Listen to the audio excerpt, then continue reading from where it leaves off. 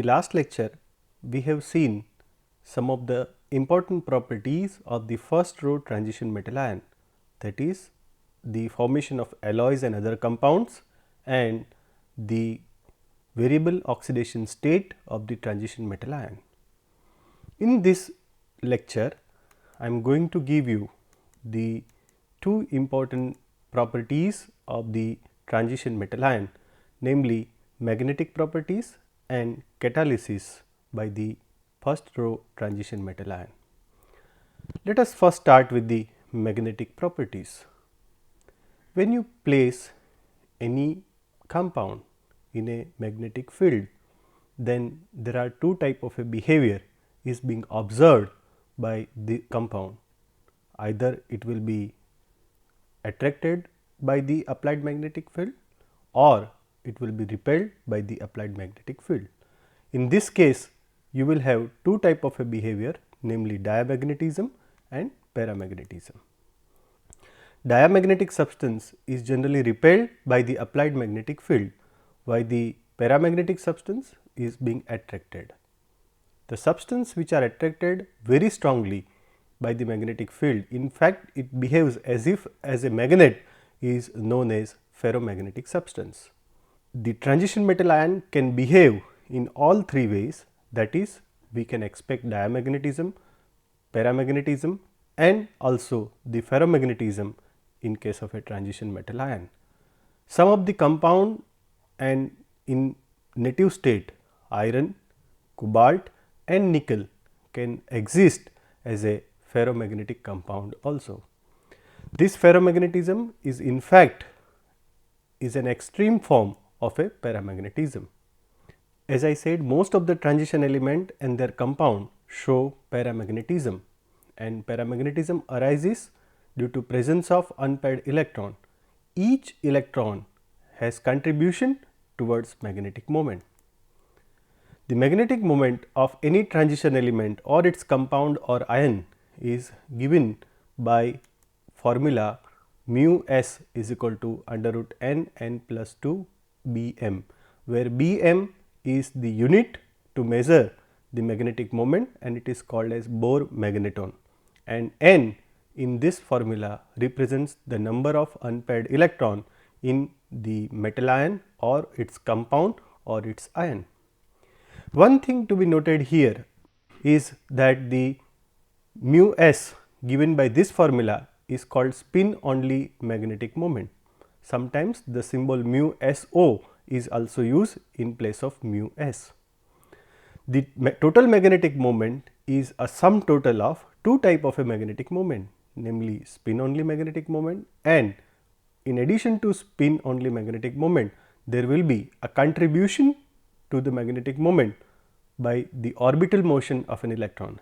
As you understand, the electron has two type of a motion, one is spin motion and other is the orbital motion, similar to the rotation of an earth around the sun. Therefore, if we ignore the orbital contribution to the magnetic moment, then the spin only magnetic moment will be calculated by this formula. This is what I was talking initially, that in the absence of magnetic field, all the electron will randomly align, but the moment the magnetic field is applied, all the electron will ally in a one direction and will results into the paramagnetism. If they anti-align to the magnetic field, then there will be diamagnetism. This table shows the spin only magnetic moment values of the various ion of first transition metal ion. Starting with the scandium in +3 oxidation state, as you are aware in its electronic configuration, it is 3d0 and therefore, there is no unpaired electron and therefore, the magnetic moment will be 0, or in other words, the scandium 3 plus and zinc 2 plus will be diamagnetic, having 0 magnetic moment. Starting with the titanium having one unpaired electron in the d orbital, going to give you 1.73 unit magnetic moment. In fact, the observed magnetic moment is very close to the spin only magnetic moment, which is 1.75. In this series, the paramagnetism first increases as we move from titanium to vanadium to chromium to manganese, and it is highest in case of a manganese. The magnetic moment is somewhat around 5.96. But in the middle of the series, as I said, it is maximum, and afterwards the number of unpaired electron decreases, and therefore the magnetic moment also going to be decreases and reaches to 0 in case of a zinc metal ion. How to measure the magnetic moment? There are two methods to measure the magnetic moment. One method is Gauss balance and other is the Faraday balance. The Gauss balance is simplest among all, in which simply compound is placed in the magnetic field and the change in the weight in the compound is generally measured. If the compound is being attracted by the magnetic field, then its weight will going to increase. This results into the paramagnetism. However, if the compound is diamagnetic, then there will be no change will be observed, or either there will be decrease in the weight will be observed in case of a diamagnetic compound. In fact, other than the iron and simple compound, transition metal ion do form a varieties of a complexes. We shall be going to learn about these complexes in another episode, but here I would like to say you one thing, that if the complex is also placed in a magnetic field, then there will be two type of an orientation is possible. As you are aware, the d orbital under the influence of the external perturbation is going to split into two sets, namely Eg and T2g, out of which the Eg, that is dx square minus y square and dz square, will be having higher energy, while dxy, yz and zx will be lower energy. And therefore, if you have first 3 electron, then they will be of course occupying the lower energy dx square minus y square, lower energy dxy, dyz and dzx orbital, and the fourth electron onwards will have a two choice. Either it will get paired into the same orbital, or it will remain unpaired by entering it into the higher energy dx square minus y square and dz square orbital. Depending upon this, two cases will be there, that is, either you will have a paramagnetism or you will have a diamagnetism. Let us understand this by the example of iron complexes. If iron, here there are two complexes of an iron is given, one is a cyano complexes, another is an aquo complexes. In the one complex, cyanide is very strong ligand, because both the complexes are octahedral, and therefore, the delta value is very large in case of a cyanide, because of it is strong ligand, and delta value will be smaller in case of a aquo complexes, because water is a very weak ligand.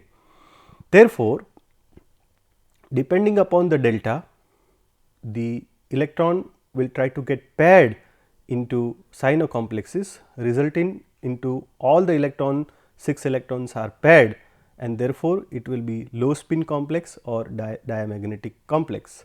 However, in case of an aquo complex, after the fourth electron, fifth and third electron, fourth and fifth electron will enter into the higher energy Eg orbital, and the only sixth electron will get paired into the lower energy orbital, and therefore, resultant there will be 4 electron remain unpaired, and therefore, this is called as high spin complex or spin free complex, and it will be paramagnetic.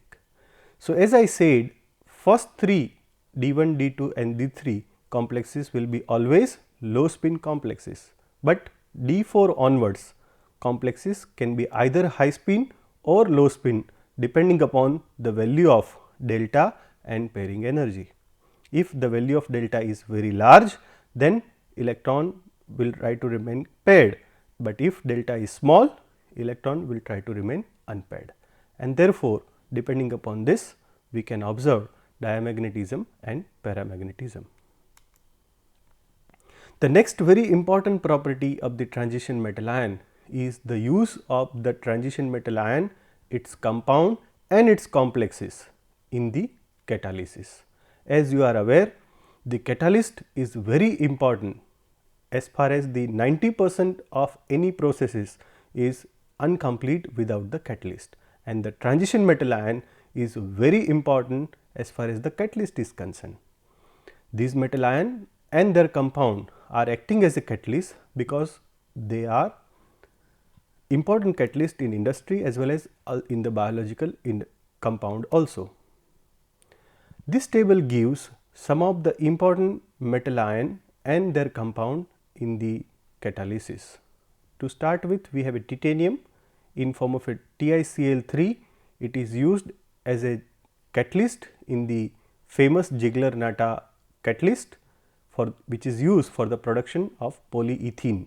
From the ethene, polymerization of ethene leads to polyethylene by Ziegler-Natta catalyst, and here titanium in form of a TiCl3 is used as a catalyst. Another example of an catalysis provided by V2O5, that is vanadium compound, which is used in contact process to oxidize sulfur dioxide to sulfur trioxide. Iron is also used as a famous catalyst in a good old days, as well as in today's industry. We are using iron as a catalyst in a Haber process, conversion of nitrogen and hydrogen to give you ammonia. Nickel is also very important catalyst in a hardening of vegetable oil, which is given by this reaction. Copper is also one of the important catalyst which is used for the oxidation of cyclohexanol or cyclohexanone into mixture of adipic acid, which is used for the production of nylon 6,6. So, therefore, vanadium, iron, nickel, cobalt, titanium, etc. are very important metal ion, and their compound are used as a catalyst in various catalytical processes. This catalytical property of the metal ion is due to three reasons. Number 1, presence of unpaired electron in their incomplete d orbital. Number 2, we have already seen variable oxidation state of a transition metal ion, and number 3, in most of the cases provide large surface area with the free valencies. Because of these three reasons, various transition metal ion and their compound are find uses in the field of catalysis. Here one example of a catalysis is iron 3 catalysis, which is reaction between iodine and persulfate ion. Now, the d block metal and their compound are using in a catalysis in two type of a main reaction, namely heterogeneous catalysis and in homogeneous catalysis. Apart from these two, there is a third process called metalloenzyme catalysis, which we are also going to touch upon at the end of the lecture. Let us first understand why we need a catalyst. Generally speaking, the function of a catalyst is to provide an alternative reaction pathway of lower activation energy, and it enables the reaction to proceed faster than the uncatalyzed reaction. So, in other words, the catalytic reaction are faster than the uncatalyzed reaction. The catalyst and reactant can be either in the same phase or in the different phase.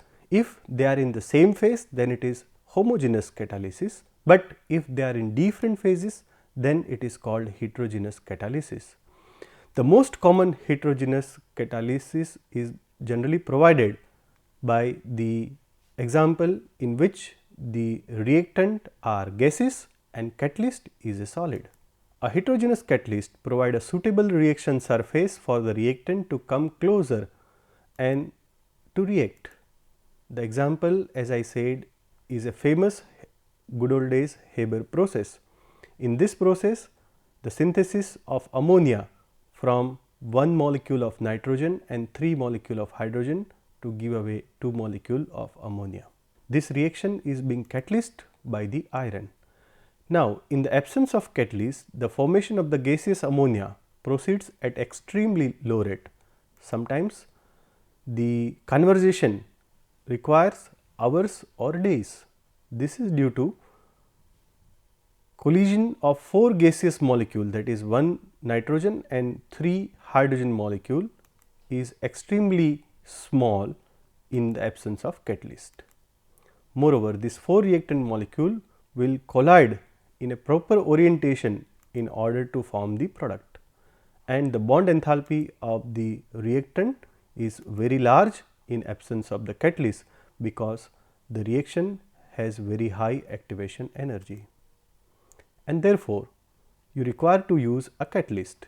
In the presence of an iron catalyst, the reaction proceeds much faster, provides an alternative reaction pathway of lower activation energy, because here iron is a solid and the reactant, that is hydrogen and nitrogen, as well as product ammonia, is a gaseous molecule.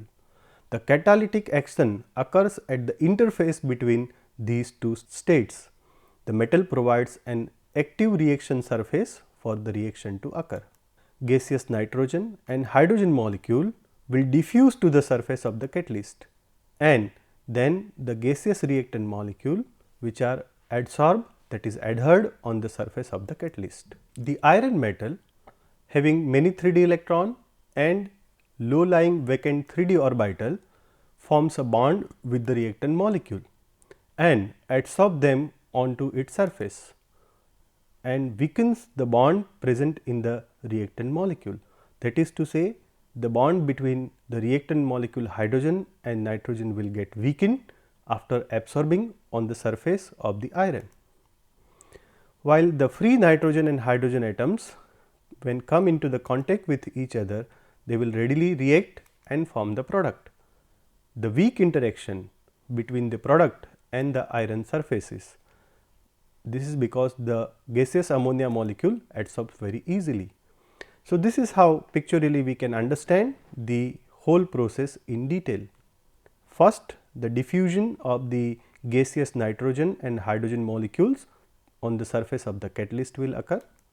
Then in the next phase, there will be adsorption of the reactant molecule onto the surface of the catalyst. As I said, here there is a weak interaction between the gaseous reactant molecule and that of iron surfaces, and because of this adsorption, the bond between them get weakened and the bond between the product, new bond between the product molecule will be formed. So, in the next phase, the breaking of the covalent bond within the molecule will occur, and a combination of the highly reactive hydrogen and nitrogen will form an ammonia molecule over the interface of the catalyst. And finally, after the formation of the ammonia molecule, this product has to be desorbed from the surface of the catalyst. The Haber process is very well known process for the production of ammonia, and it is discovered before 100 years, but the exact mechanism of this reaction was not known until the 2007. This reaction, this diagram will provide you the complete understanding of how reaction is proceeds with and without the catalyst. As I said, without the catalyst, uncatalyzed pathway is having very high activation energy, but under the influence of the catalyst, that is iron catalyst, the activation energy decrease very sufficiently, and therefore, the reaction proceeds in very faster manner, very rapid manner in the presence of the catalyst. As I was talking, this reaction, that is Haber process, is a backbone in the fertilizer industry, because the ammonia is a gas of great importance in the field of fertilizer production, and the mechanism of the complete formation of ammonia over the surface of iron was not known until 2007, in which the Professor G. Ertel from Germany has given a complete mechanism of the reaction between iron and the gaseous hydrogen and nitrogen molecule to produce ammonia. This leads to the Nobel Prize to him in 2007, and eventually he gave a Nobel Prize lecture, Reaction at the Surfaces from Atoms to Complexity. The another example of an heterogeneous catalysis is provided by the reaction in which the decomposition of an hydrogen peroxide occurs.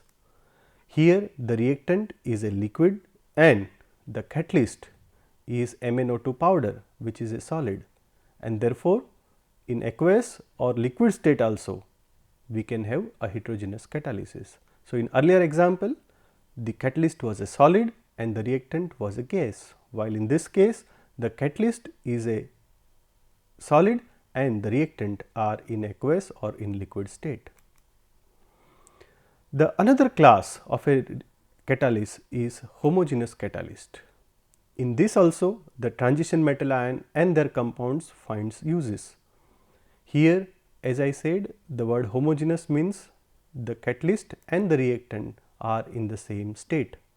The catalyst form an intermediate with the reactant in the reaction and changes the reaction mechanism to another one with a lower activation energy. In homogeneous catalysis, the ability of the d block metal to exhibit variable oxidation state enables the formation of the reaction intermediate. One example of this type of a catalysis is being provided by the reaction between peroxo disulfate ion and iodide ion. The peroxo disulfate ion oxidize the iodide ion to iodine in the aqueous solution and themselves being reduced to the sulfate ion. So, this is how the reaction between iodide and peroxo disulfate to produce sulfate and iodine. The reaction is very slow and this is due to the strong repulsion between like charges. Here, if we use iron 3 as a catalyst, then the iron 3 will take part in the reaction and it will oxidize the iodide ion to iodine, and in this reaction the iron themselves get reduced to iron 2. In the next phase, iron 2 ion subsequently get oxidized by oxo disulfate ion, and at the end of the reaction iron 3 is regenerated. So, this is how iron 3 takes part into the reaction and it is regenerated at the end of the reaction. Let us see how the overall reaction takes place in the presence of the catalyst. So, this is a well known example of a homogeneous catalysis. The third example of an catalyst is being provided by metalloenzymes. You are all aware about the enzymes. Enzymes are the biocatalyst and they do carry out the reactions under very mild biological condition. Some of the enzymes or biocatalysts require metal ion as a cofactor and therefore, they are called as metalloenzymes. The example of the metalloenzymes are including the nitrogenous, which is a famous metalloenzyme in which the iron is used as a catalyst and it do the function of fixation of dinitrogen. The second example of metalloenzyme is being provided by the ceruloplasmin protein. It is a copper protein and it is utilized in the used in the utilization of an iron, and the main constituent of this protein, as I said, is a copper metal ion. So, like this there are many metalloenzymes contain transition metal ion, and therefore, transition metal ion is very useful in metalloenzyme also. So, in this lecture we have seen the importance of transition metal ion, particularly in magnetic properties and in the field of catalysis. In the next coming lecture, we will come to know some more important properties of the transition metal ion, such as the important complex formation reaction by the transition metal ion and the mechanism behind the colorful compound formation or colorful complexes formation by this transition metal ion.